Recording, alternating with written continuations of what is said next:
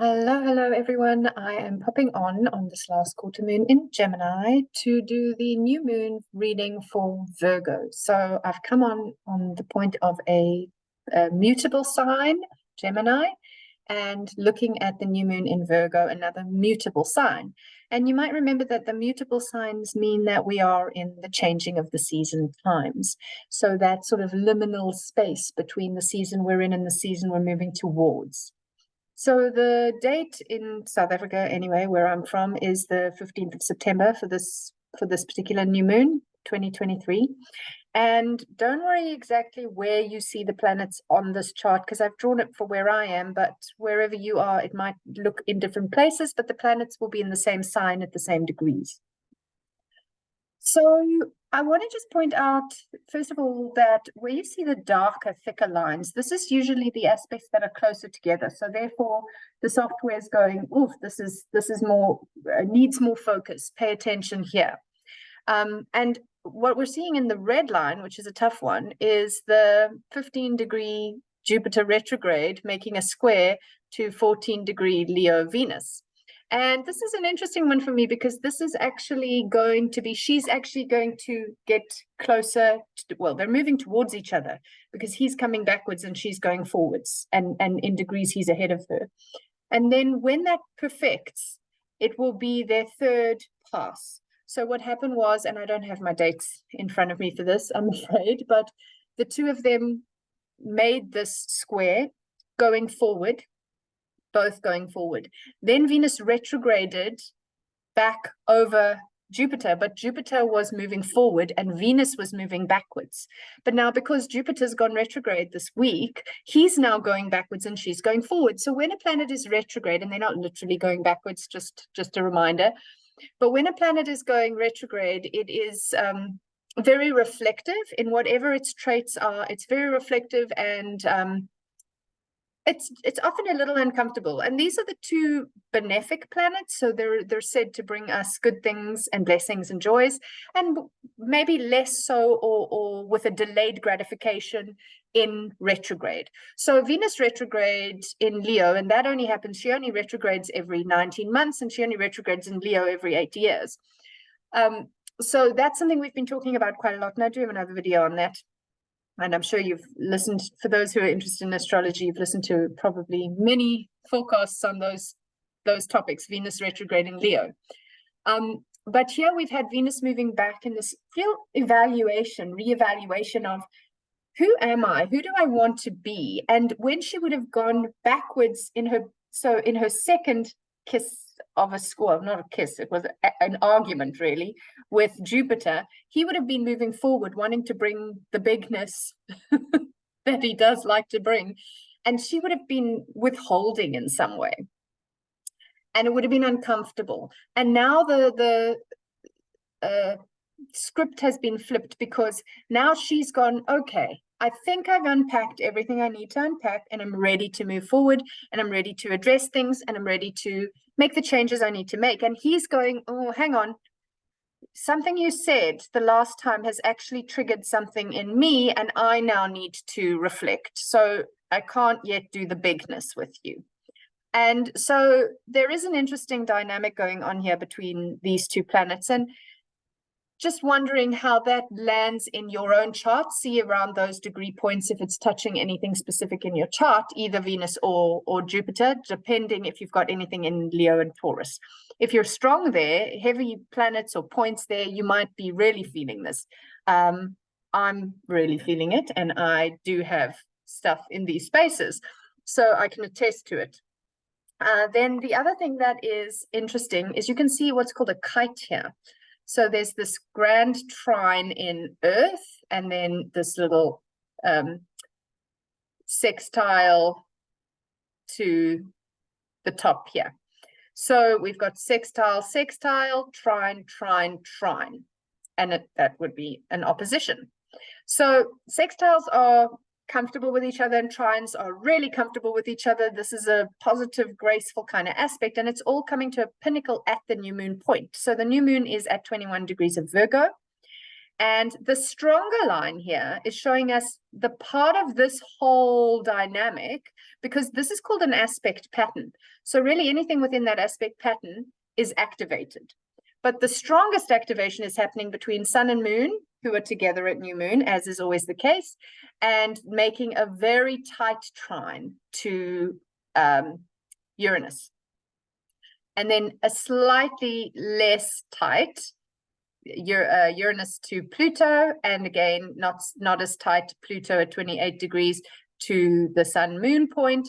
They are opposite, but also widely opposite, Neptune at 26 degrees. And then here's the little sextile. We've got the 22 degrees to 26 degrees to 28 degrees of feminine signs, Taurus, Pisces, and Capricorn. So this is a very strong holding of nurturing, grounding, nourishment kind of energy in this whole new moon dynamic, very strongly pulled about with the tighter trine to Uranus. Now, for me, I almost get the sense of, it's like, let's blow up Uranus. Let's blow up the concrete at the foundation, and let's blow up the building. And then let's pull it up, feed the soil, and plant something. Because Virgo is definitely a planting energy. Earth is to be planted in. And this whole trine, grand trine, is in earth signs. So Uranus brings the shock, he brings the breakdown to break through. So he's like, let's, but in a good way, because it's a trine. So a square is kind of like, I'm going to do this whether you want it or not. A trine is like, let's do it this way. We do have to break it down, but let's break it down and let's build a forest. Let's create a food forest where once there was a big corporate machine, a monstrosity where everyone went to work wearing gray and had no idea where their food came from other than cellophane in the supermarket. Let's turn it into a food forest, and then let's create a different working dynamic. People can come here and work in little work pods, and in their break time, they can go and get their hands in the soil, like things like that. This is the kind of narrative that's just channeling through me at the moment for this really positive, earthy, new earth, grounding, seed planting, outside of the ordinary. How do we do old things, Pluto, in a new way? Pluto in Capricorn, old things, in a new way. And sometimes when it comes to earth, it's a hard element to move at times, you know? Especially with Uranus and Taurus, we've been experiencing that. I mean, that's a lot of, while we're experiencing a lot of really difficult things like hurricanes and, you know, the physical earth is like, I don't want to shift. Actually, hurricane is more air, so that's not a very good example. More like earthquakes would be a good Taurus Uranus expression. But the earth doesn't want to shift, but sometimes she needs a shakeup. And I mean, air does move more easily. Water, unless it's frozen, moves more easily. So just thinking about those elements, those 4 elements, can give you so much understanding to any of the signs in those elements, because there's just 4 of them. There's 4 elements: earth, air, fire, and water. And then when you look at those 4 elements and you think, how do you actually work with fire? Can you touch it? Not really. You can hold a candle, but not touch the flame. You can build a fire and contain it in a hearth fire, but you can't just stick your hand in it. So just starting to think, it's funny, I went for fire because we don't have a lot of fire in the sky at the moment, aside from the Venus thing going on and the North Node. And actually, that is another thing I want to just bring into play here. You can see the North Node, and this is the true node. There's true or mean. Mean is just a average, because again, it's not a perfect orbiting cycle. So we've got 25 degrees of Aries moving backwards. The nodes are always moving backwards. And then we have Chiron over here at 18 degrees. He's also moving backwards. But these guys, I noticed this when I opened this chart today. Again, I haven't looked up the dates. I am very much experiencing this Leo Taurus stuff right now.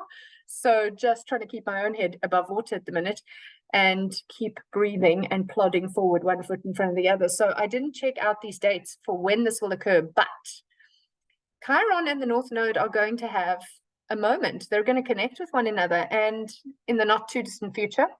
And that's going to be interesting because the North Node is our dharmic potential collectively, as it is the transiting North Node. And Chiron is the transiting expression of the wound that needs to be healed. And those two are going to come together in the not too distant future and really open up something for us. So if you've got stuff in Aries, you might want to have a look when that's happening and if it's going to trigger something powerful for you. We'll have to wait and see, watch that space. And then, of course, that's opposite Libra and it's square. Here we would be looking at the cardinal signs. It would be opposite Libra and square Cancer, Capricorn. So again, having stuff there might also impact it. And of course, if the North Node is in Aries, the South Node of what we need to release is going to be in Libra. So here it is. Sorry, I'm doing it on the front end of that, and it's over here in the back end. So this is also going to remind, I just want to remind you, we're coming close to eclipse season. And the last set of eclipses were 2 Mars-ruled eclipses. We had a Scorpio eclipse and an Aries eclipse. The next are going to be 2 Venus-ruled eclipses. We're going to have a Libra and a Taurus. Now, this is unusual in itself. And also, Venus has just done this whole retrograde process, which she is still in her shadow period for the entire month of September. I can't remember the exact date in October. I think it's early October she changes to get out of that phase. And basically goes into ruling 2 eclipses. So if you've been working with your Venus, and for those of you, I did do a Venus Starry Story workshop, and I have done, and that was a one-off, though it wasn't on YouTube, but I do have a free Venus story. I'll put the link for it at the bottom of this video on YouTube, and that might help you even now if you haven't done it to go back and reflect, because the reflections and awareness that have shown up for you about Venus in this last while, and here we find ourselves at the new moon in Virgo, and we're about to go through this double Venus-ruled eclipse cycle. What's been going on with you and your Venus story? It'll be really helpful for you moving forward. And then one more thing that must be mentioned is that Mercury is still retrograde. He is the ruler of this new moon because he's the ruler of Virgo. And he is at 8 degrees and 3 minutes. And he stations direct later this same day at 8 degrees and 0 minutes. So within a few hours, he is actually stationing direct. So that is a humongous signature of this new moon. It's maybe even the biggest signature of this new moon because he is the ruler of this new moon. So it is a moon where we do have to have almost a heightened reflectiveness, because remember that when planets station, they're at their strongest. So he's stationing to go direct. So the seeds we're planting at this last eking out of this Mercury retrograde, the seeds that we're planting really should be, and that's your intentions that you set, that's the wishes that you set for the new moon cycle and beyond. They really should be there about, how do I now get the solutions to my problems? How do I find the answers to the questions? It reminds me of the beautiful book trilogy. What is it called? Oh, goodness. It's the one where they go in the spaceship. It's very good. I'm going to quote a book. I can't remember the name of it. If I think of Hitchhiker's Guide to the Galaxy. I thought of it. I was going to say, if I think about it, I'll put it in the notes. But I remembered. It reminds me of that, the answer to the question, And Mercury's been looking for the answer to the question.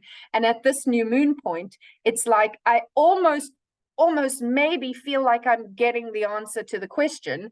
And then if we plant the seeds, and as Mercury is basically stationing direct, it will potentize our ability to get the answer to the question. Of course, one of the things about Mercury is he's exceptionally analytical. And in Virgo, he analyzes in a sort of very tick the boxes, strategic kind of way. And sometimes we can't see the solution because we're looking at it in the same way we've always looked at it. And this is an interesting paradigm. I'm a very mercurial person. And I went through a few months ago where I was having a really hard time trying to figure out why I couldn't see any solutions. And I can't remember where I heard it. It didn't come from me. Somebody said, you know, you can't get to the solutions until you've been in the problem zone.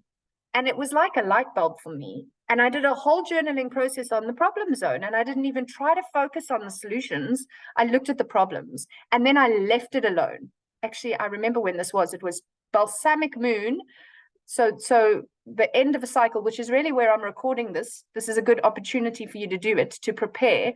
And then at the new moon, it was a new moon in Aquarius, the last new moon in Aquarius. That's when I went, okay, now I'm opening myself up to finding the solutions. But for that last 3-4 days or whatever it was that I did it over, I just felt the problems. I went into the problems. I was like, okay, these are the problems. I'm going to stop grasping at the solutions, because I've been looking at this the same way, trying and not finding the solutions. And maybe I just need to be with the problems and stop trying. And then when I'm ready, I can turn it around. And then you could do a problem solving, or you could just go, okay, well, inside of yourself, I'm now ready to receive. And then let those answers come in whatever way they come. Don't expect them to come in a certain way. So that was a very, very helpful technique for me. And it's just come through as we're recording this. So it might be something you want to try. But that is, I think, about all I have to share with you today. Load shedding in South Africa, where our power cuts has just gone off for 4 hours. So luckily I have an inverter, which means that this video will not be lost and I can send it to you. But I am going to sign off now and say have a very lovely new moon. Virgo new moon. I like Virgo new moon. I find the earthy new moons are very fruitful. So enjoy the fruits of this new moon. Remember to plant those seeds, and I will look forward to seeing you again on the next forecast. Thanks so much for watching.